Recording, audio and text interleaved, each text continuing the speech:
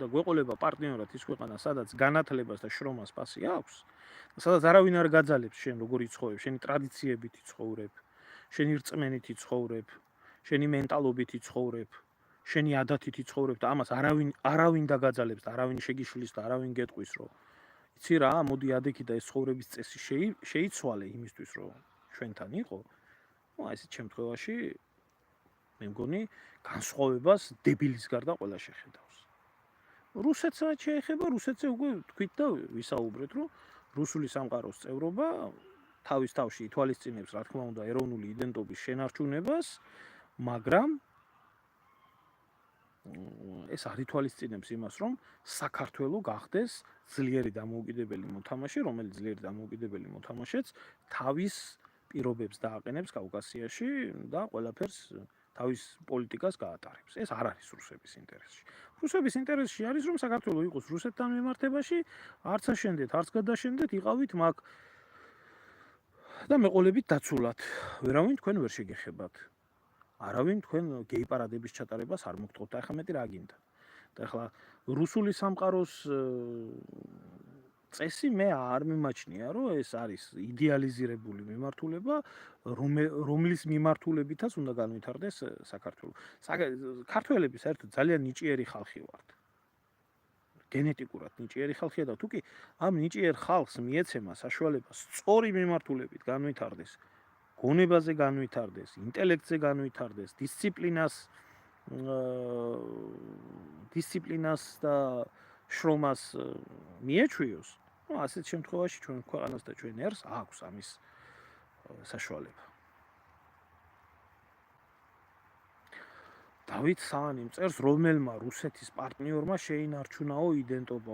მე გეკითხები ერთი, რომელი ისა რა ქვია, რუსეთმა რომელი ქვეყანა გადააგვარა. აი გამეცი პასუხი, რომელ ქვეყანაში რუსეთმა შეცვალა ისა რა ქვია, მენტალობა, ადათი, წესი, ტრადიცია და აი მე ვილაპარაკოთ. რა ვიცი რა.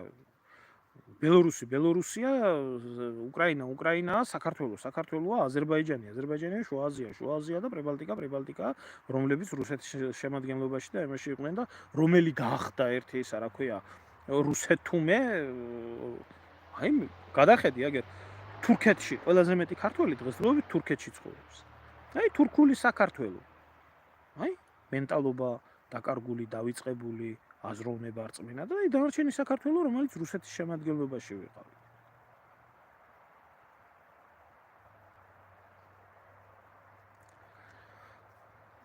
აი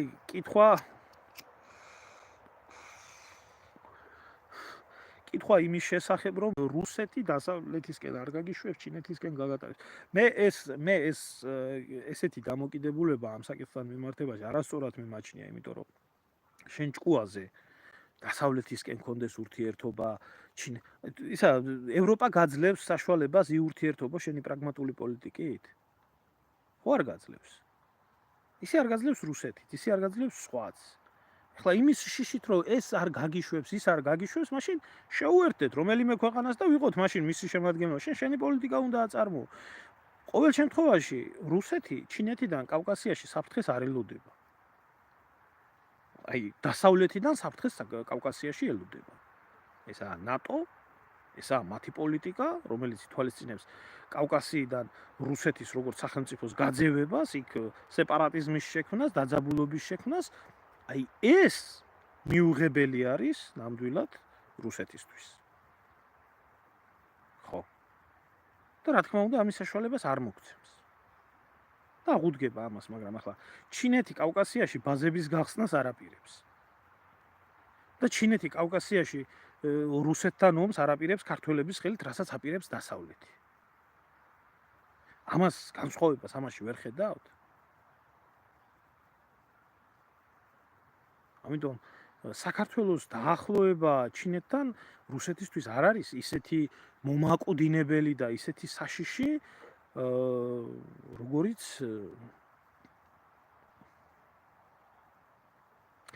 არა დავით არ გამისინჯავს და აზრზე არა ვარ და არც მაგ მუღა.